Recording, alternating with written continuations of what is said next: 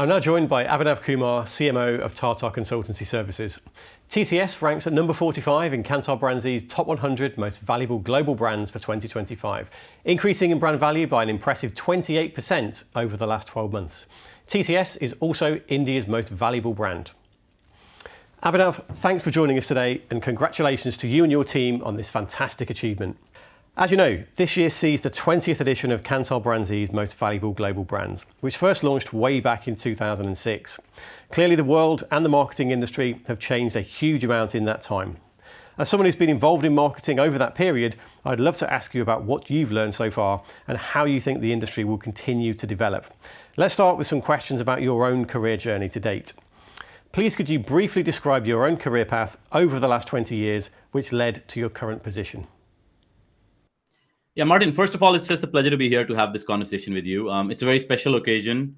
Kantar is celebrating 20 years since you started valuing and ranking the world's top 100 brands. 20 years is a long time. A lot has changed in the world, and I look forward to discussing some of those things with you from the point of view of marketing. Look, if I look back at my own career, I started my career in this company at Tata Consultancy Services. So I joined the company in the year 2002. So that was 3 years before you brought out the report. And so that means I'm completing 23 years in the company and getting into my 24th fairly soon. It's been a momentous ride for us as well throughout this period. If I go back right at the start, 2002 was an interesting time for us. We were a fair-sized company at that point of time. We were about $1 billion in revenue, about 14,000 employees. A very quiet brand, a very different brand, because at that point of time, we were a private company. We were 100% subsidiary of our promoter company. And we were quietly building our business. We didn't have a marketing department, etc. But we were gearing up for new things because the company and its board had decided to go public, and we had an IPO coming up in the year 2004. So 2002 was a year where preparation started getting into high gear and was a great time to join. We successfully did the IPO in 2004. At that point of time, it was India's largest IPO. And that changed a lot of things for the company, right? You had to be a lot more visible, deal with a different set of stakeholders, periodically report into investors, and so on and so forth. And that also marked the starting of our marketing department. So interestingly, prior to that, as the company's been in business since 1968. So it's been in business for 57 years. But it's had a marketing department only 21 years. Last year was also, along with the IPO, marking 20 years of the marketing department. So in a way, the mission for us was to catch up with a business which was growing really fast and bring the marketing function and the brand to where the business had already gotten into. If I look back at the last 20 years, it's been a fantastic journey, both for the business. The company has grown significantly from that 1 billion in size. Today, we are a $30 billion company. We have 600,000 colleagues working in 55 countries across the world. And on any parameter you look at it, we are number one or number two in our industry, including proudly the brand, right?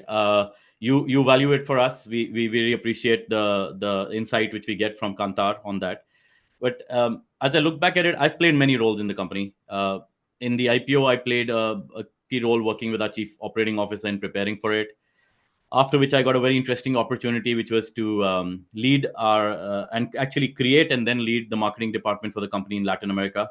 So I moved to Montevideo in Uruguay and then spent a few years in Chile, building our brand in a market. And most of my career after that, I've spent in Europe. I've played many roles here. I was head of marketing for Western Europe. I've been the chief communications officer for Europe. I've been the CMO for Europe. And in the last job before becoming the global CMO, I was the CMO for all the international markets. So running all the territories except for India, which is the home market.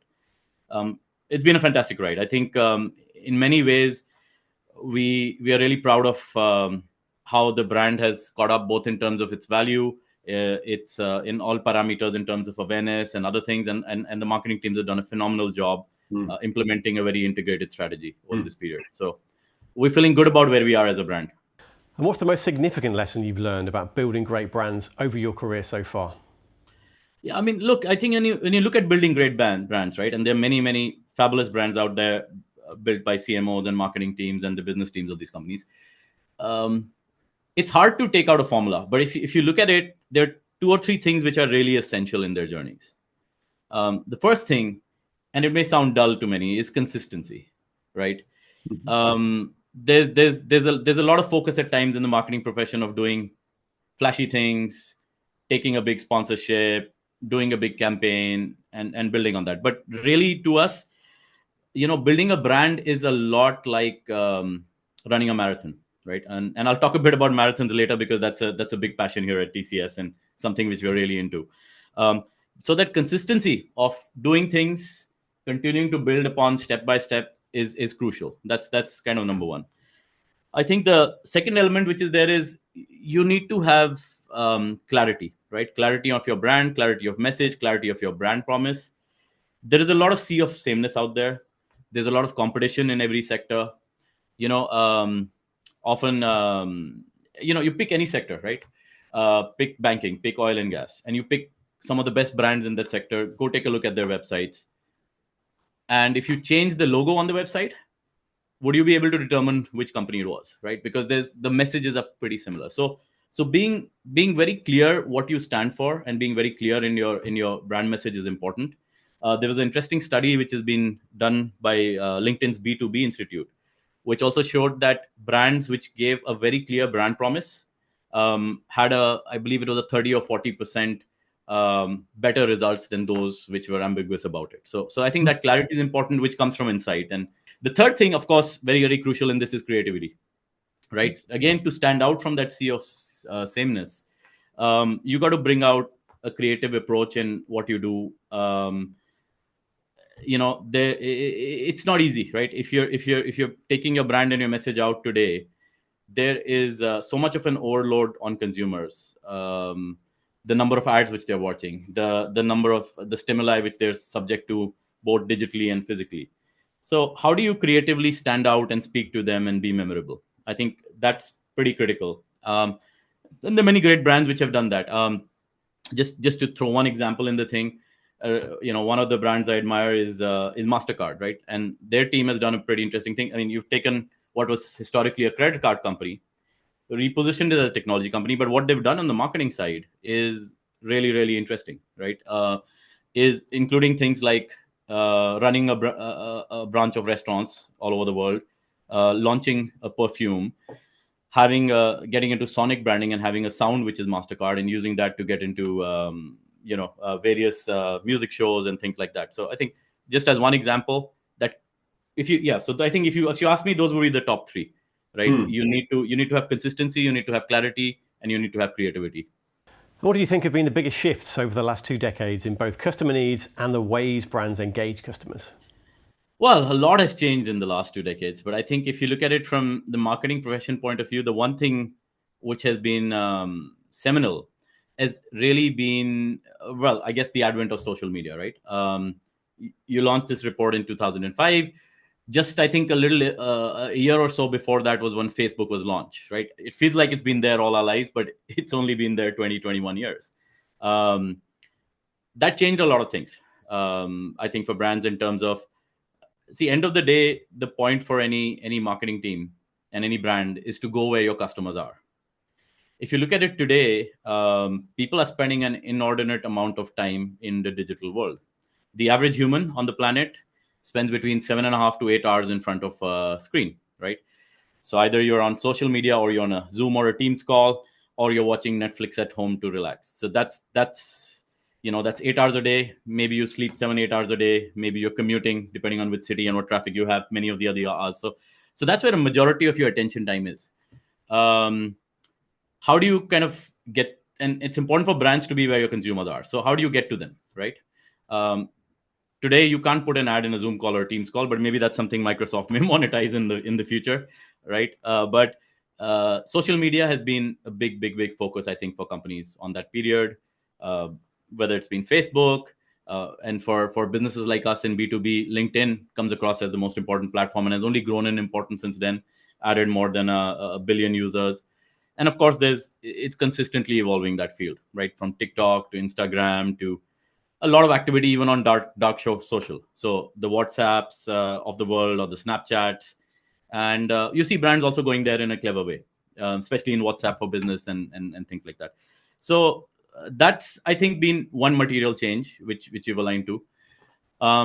And related with that is the constant sort of balance which brands need to play on gathering data and insights, right?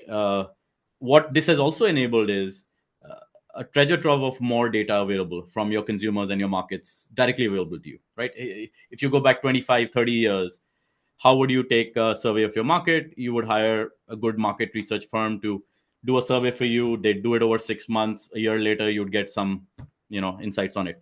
Today, it's instantaneous. There's a great amount of data available through any of these platforms. The advent of artificial intelligence and its evolution is only making it even easier and more insightful in gaining outcomes from this.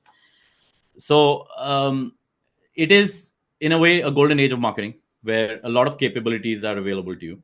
But how do you manage the balance of securing that insight while also respecting the privacy of your customers and audiences, right? And therein there are current changes underway with the changes in policies with Apple today. The one of the things I think the profession is really grappling with it is that just when you mastered SEO, with now search moving more and more to AI platforms, how do you cater to that? SEO meant you could look at your ranked outcomes in Google. Today with AI, if you look at most of the answers which you get, it's not about being ranked; it's about being part of the answer which is being fed back, right? So I think that the whole digital side of it is there. I don't think the principles of marketing have changed much, right? It's very much the same, but the channels definitely have evolved. And thinking specifically about the role of the CMO, how would you say that's changed over the last 2 decades, and how do you see it continuing to evolve in the future? Sure. Look, I think it's a matter of immense privilege to play this role in any company, to be the chief marketing officer. In most companies, and I use this sort of as a parallel that if companies were governments, what would be the role of the CMO in that government, right? You're definitely the foreign minister. It's your job to deal with all external stakeholders and make sure your brand is strong with them. But increasingly also there is responsibilities on the CMO in dealing with a lot of internal stakeholders and connecting the dots, right? Whether it goes towards product development or towards the employer brand inside the workforce and keeping an engaged workforce. And so you tend to work with almost every part of the organization, which puts the CMOs in a position of great privilege. I think it's the role today in the companies, maybe with the exception of the CEO, which has the best and the deepest view, both outside the company and in many places inside the company. So your ability to see the opportunities ahead for your company or the risks which are coming down the chain, which could impact your license to operate or your business, is relatively second to none. So that puts a big onus on this role, on unlocking that value for the organization. I think over the years, the role has become more and more strategic. You see, if you talk to most CMOs, maybe 20 years ago, the CMO role would have reported to the various different parts of the organizations, mostly to the sales leader, sometimes even into HR, into other places, wherever, right? Or as part of a setup of corporate affairs, legal, marketing, all together. Today, CMOs both directly report to CEOs mostly, and also have a role on the executive committee, something which they probably didn't have 20, 30 years ago, right? And I think so there's a lot of opportunity there and a lot of increase also in the scope of what they've been made responsible for. I was just joking about this when I was in Cannes Lions a couple of years ago, and attending some of the panels, and there's some great insight to be had there.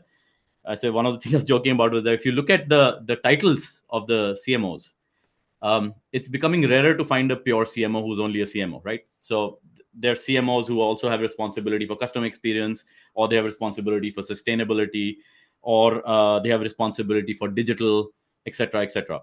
I think I would see that as a very healthy sign. It's the reason for that is that the role has become more strategic.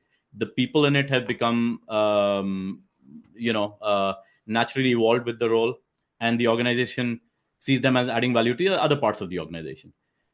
There is also there is also the other side on the CMO role, that while the best organizations, which have the greatest brands, do understand it, there still is, when you talk inside the profession, there still is in many places not enough of an understanding of what this role should be doing in the C-suite.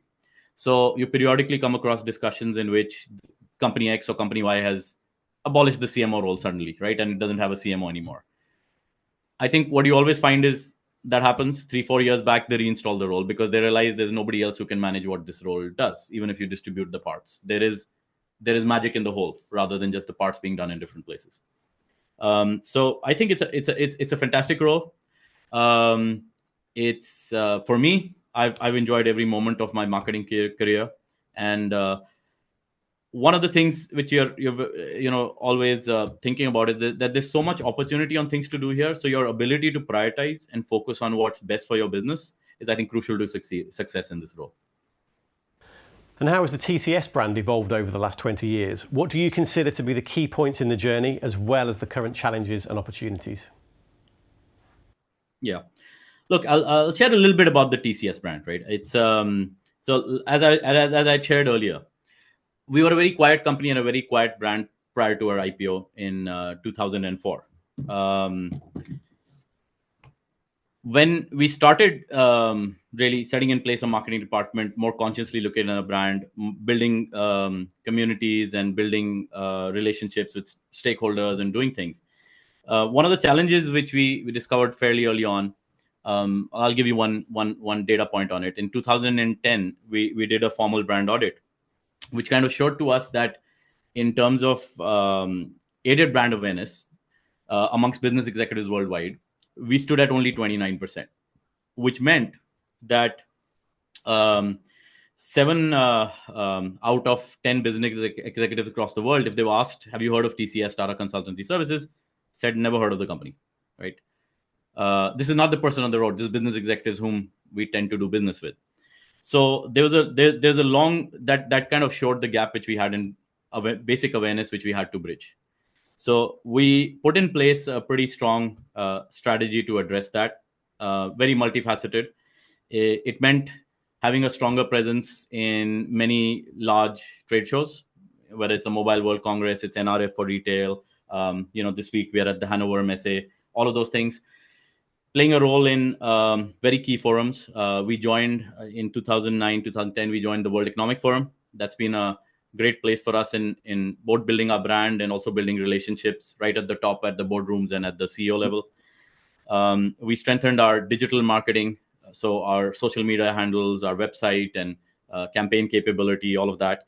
And we also made a big investment into sponsorships, sports sponsorships in particular.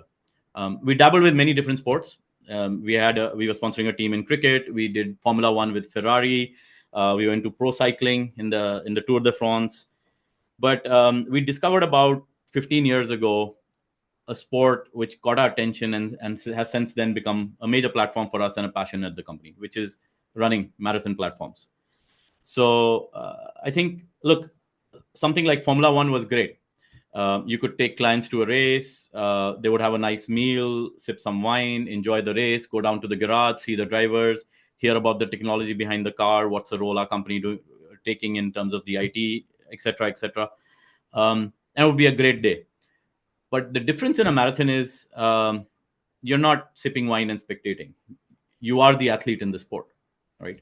So the emotional engagement with that event is at a different level. So for many of our customers and our partners and colleagues, running the marathon is an ultimate achievement for them. Many are running it for the first time.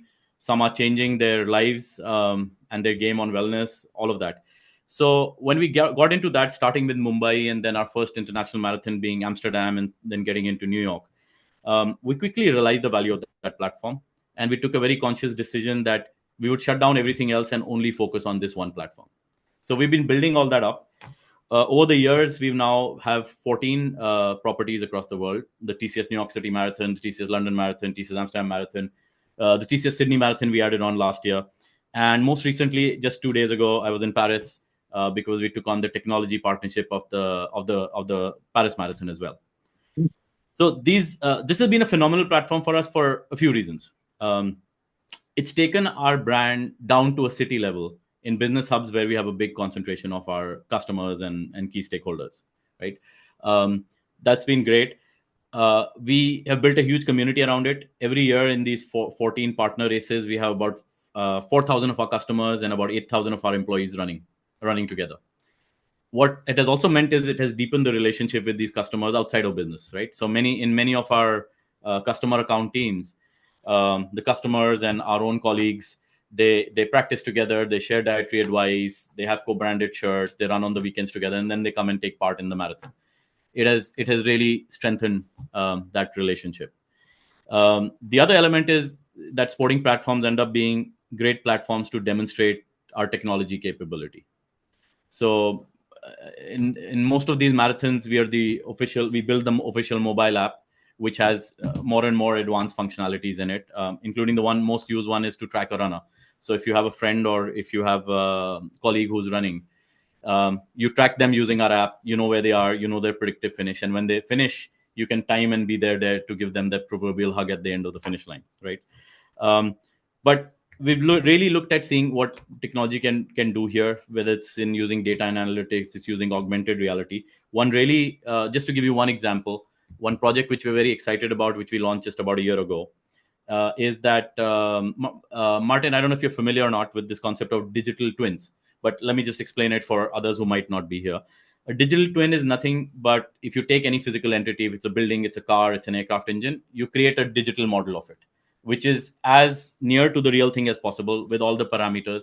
And then you can play around with those parameters and look to tweak it. And for example, for aircraft engines, when you create a digital twin of it, you can play around with it and see what's the most efficient way to use fuel there, or you can look at predictive maintenance on how can you extend the life of the engine by doing the maintenance schedule on it and changing that and all things. So we brought that concept to the human body, and about a year and some time and change ago, we created the world's first digital twin of a human heart.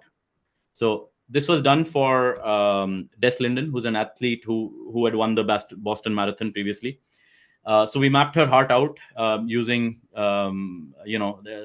using all the medical devices which were available. So created a digital model of it, and then every time that she goes for a run, it captures about 27 different attributes related to the heart. And these are not the basic ones you'll find on the wearable devices. It's not your heart rate and HRV and all that, but it's actually blood circulation, tissue movement, stress on the heart, all of those things. And what it's been able to do is it's using all that data and then putting an underlying machine learning and AI layer is to generate insights for the runner on how their heart is performing during the run, where can they speed up, where do they need to slow down, what they can do. And in that point of view, getting that extra edge of cutting down their time, right? We are on the verge in the world of marathons of a major human achievement, which is crossing the 2-hour marathon mark. We're just 1 minute away from it. So the next runner who can shave a minute and a half of their time is going to go down and be the next Roger Bannister of our times, right? So there's a lot of interest in that. But the reason we build this technology is not just for that. That's a demonstration of it. Ultimately, the goal here is to bring this digital heart down to a consumer level. So Martin, tomorrow you and I will have a digital heart on our smartphones, our own, and that's going to give us insights which help improve our wellness and hopefully prolong our life. So it's going to say that, look, you've been working really hard on the Kantar report the last week, not sleeping enough, your heart is stressed out, please focus on your sleep. Or there seem to be some irregular activity there, it's best if you go and get an ECG done, right? It might literally save your life. So therein, the sports platform give us a great opportunity to test some of our technology prowess and then bring it downstream back into the consumer world. That's been phenomenal. So look, using all of these different marketing tactics all across using a full portfolio of actions, we've been able to take our brand to a place where it's really doing well on awareness.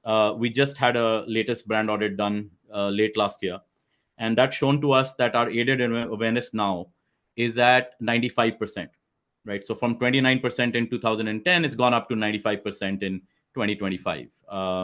So that's been a phenomenal achievement by the marketing team. Of course, there's things we need to do in terms of making our brand relevant for the current times in the age of AI. constantly looking to see what's the next thing we should be doing. And if you were advising a young marketer entering the industry today, what skills and behaviours do you think are most important to have to succeed? Yeah, first of all, I'd congratulate the young marketer. I still, I think this is a great profession to be in. And if you become a marketer, you may decide you love it so much and you spend the rest of your career in it, like me and some others have chosen to do. But even if you work on it for a few years and say, okay, this is not for me, let me go and try something else, I think the skills and the capability which you build in here are really relevant in any profession you do. I've had people in my team who've come and worked in marketing, gone on to sales, gone on to do other things, and have been a tremendous success. And they still tell me today, what I learned here, I've been able to apply there, and that's really been an asset for me, right? My advice to any young marketers would be a few things. I think the most important trait in a marketer always is curiosity, right? I mean, it's your job is to help define the company's product.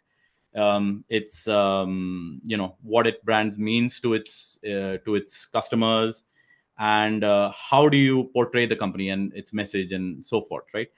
And you can't do that unless you know your consumers inside out. You know how the markets are moving, you know what's happening in the rest of the world, you know what your competitors are doing. So staying open and being very curious about things, learning different things. And quite often, what you would also find is that by being open about something which is totally outside of your remit, sometimes you can connect the dots on that creativity and bring it into it, and it can be magic for the work which you're doing. So that curiosity part is really, really open. um is really, really important. The second point is, I think, being fairly open in terms of the experiences you get early on in your career, right? One of the things tell some of our younger colleagues is that, look, early in your career, where you have the time, space, and mobility, maybe you don't have things which tie you down, kids and other things, is be open to taking on new roles, and exploring new markets. The more markets which you understand, I mean, it could be regional markets, you work in the Middle East, you work in Latin America, you work in Europe, whatever, or it could be different product markets, whatever it is. But the more diversity experience you build in, the more it will help you when you take on more mid management and then senior roles, and eventually potentially becoming the CMO, right? I would go back to my time spent in shaping our brand in Latin America. It makes it very easy for me to work with our LATAM team because, they often say that, when we work with the CMO, they come and ask us, what's the Latin America strategy? And the fact of the matter is, there is no Latin America strategy. You got to have a strategy for Brazil, for Mexico, for Peru, for Colombia, and for Chile, Uruguay. They're all very, very different countries. They're not the same, right? So they find they have an easy conversation with me because I understand the market and the differences and the challenges. So I think the more you expose yourself to that, that's great. Third point I'll just leave on is also expose yourself to other functions inside the company if you can. If you can have a 3 month stint working with the sales team, I think the appreciation you can and the understanding you can build for by walking in their shoes will make you a much, much better marketer, right? Work in finance, work in HR, whatever it is, right? Early in your career, if your company allows you and your circumstances allow you, or even if you're not formally working, create a project, go and volunteer, put your time, understand it. So the more you understand the company and its business, the better marketer you'll be, more likely you are to do well in your career, and add a lot of value to your business and to yourself. And this job allows you to do that, right? You're not cookie cuttered into anything. This gives you a, if the field was a chessboard, a marketer is probably can move around like a queen. You can go in any direction, and that gives you a lot of potential. And finally, we're all well aware of the pace of development and adoption of AI. What do you think are the implications for the marketing industry? Sure. I'll give you my point of view, but before my point of view, look, there seem to be two schools of thoughts on AI, right? One is the technophile school of thought, which is technology can do no wrong, and AI is here. It's going to change every business, change every model, change everything, change human life, etc. The other school of thought is, I call it the Terminator school of thought, which is AI is going to destroy human life and has huge risks, and we eventually humans will be working for AI, right? As often, reality is all somewhere in the middle. There are opportunities and there are risks with any technology. I always like this law, which was quoted by an American scientist called Roy Amara. It's called the Amara's law, and what he said has stood the test of time. What he said was interesting. What he said is that when it comes to any new technology, as humans, we tend to overestimate the impact of that technology in the short term and always underestimate it in the long term, right? So my view is, I think AI poses tremendous opportunity. It's been there for a long time. We've been working on enterprise AI for 20, 30 years.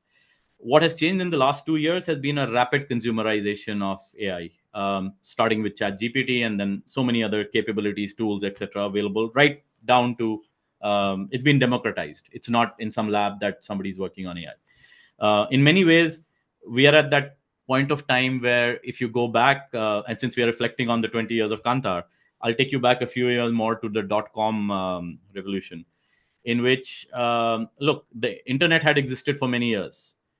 But what really led it to being adopted and being boosted was simple things, was the invention of email, starting with Hotmail or with simple chat boxes. And from that, it evolved into e-commerce. And today, a large part of the global economy is purely digital. So we are in the starting phases of it. There's been a lot of experimentation on it inside businesses, inside marketing and communication departments as well, which have been actually, in most studies, as you see it, they've been one of the most aggressive adopters of AI. There are many places it's showing great value. I think in most places it's been used for content.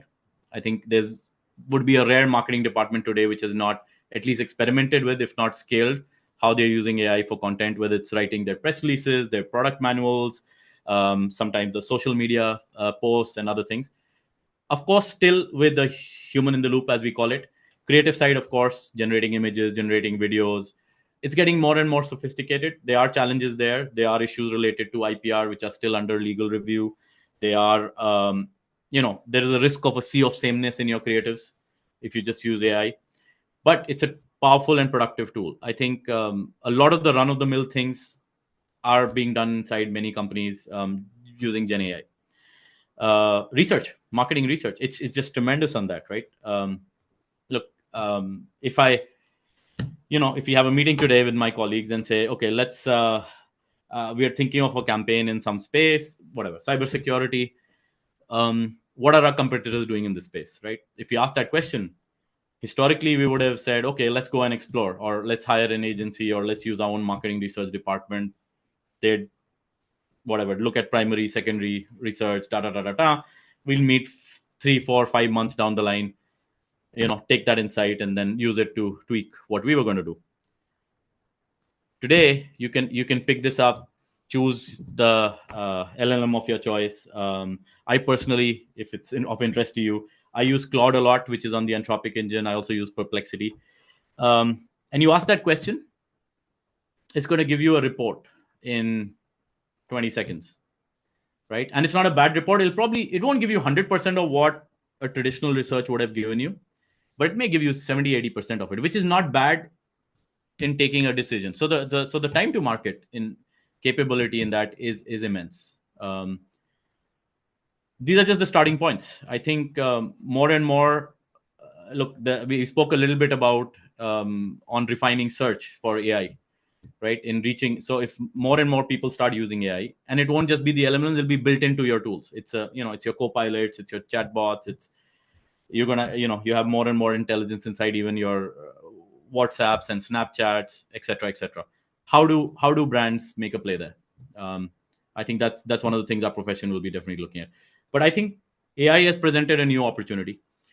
And back again to your earlier question for young marketers. Look, the skills you learn today are going to be very different from the skills you're going to use 5 years from now, very different from the skills you're going to use 10 years from now, right? If I look back at it, the capability our team has today versus what it had 10 years ago, what was needed 20 years ago, right? At one point of time, media buy would have been, and your capability in that would have been really important. Then social media, today AI, tomorrow could be something else. I don't know, quantum optimized marketing. So staying teachable, being again back to the curiosity and openness, learning new things, and quickly and having the judgment to know what you can apply and what you should not apply. I think that's an important skill for you to develop. Well, Abhinav, we've learned so much about the TCS brand again today. Congratulations to you and the team, and thank you so much for your time.